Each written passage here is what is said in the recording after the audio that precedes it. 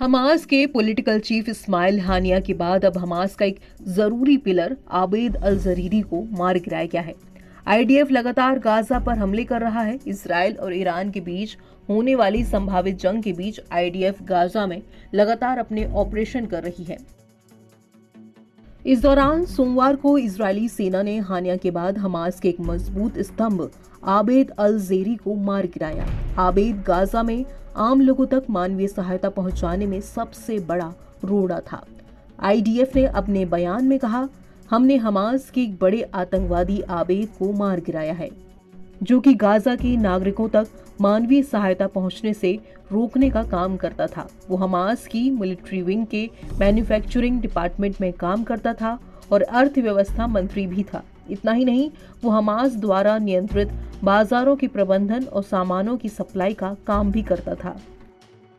Israel की तरफ से गाजा पर हो रहे हमले रुक नहीं रहे। रविवार को इजराइल ने फिर से 2 स्कूलों को निशाना बनाया। इन हमलों में 25 लोगों की मौत हो गई है बताया गया है, जबकि दर्जनों लोग घायल हुए हैं। यह हमला इतना भयानक माना गया कि स्कूल मलबे में तब्दील हो गए।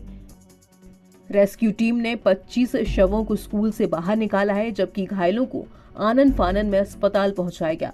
इन स्कूलों में विस्थापित फिलिस्तीनी रह रहे थे, जिनको निशाना बनाया गया है। वहीं गाजा में सीज फायर के प्रयासों को झटका लगने के बीच इजरायली पीएम बेंजामिन नेतन्याहू ने ईरान और उसके सहयोगी देशों को कड़ी चेतावनी दी है।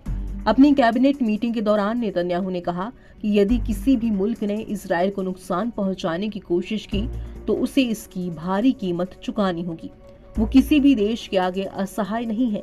नेतन्याहू ने ईरान का नाम लेते हुए कहा, ईरान और उसके समर्थक हमें 7 मोर्चों पर आतंक के घेरे में घेरना चाहते हैं।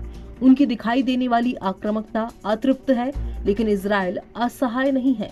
हम हर मोर्चे पर, हर क्षेत्र में दूर दूर तक उनके खिलाफ खड़े होने के लिए दृढ़ हैं।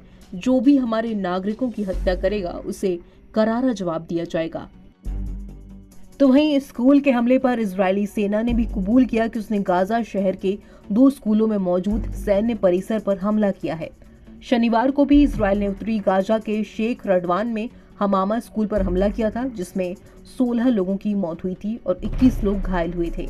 यही नहीं, रविवार को तड़के ही इजरायल ने दीर अल बलाह में टेंट शिविर को निशाना बनाया था, जिसमें 4 लोगों की मौत हुई है।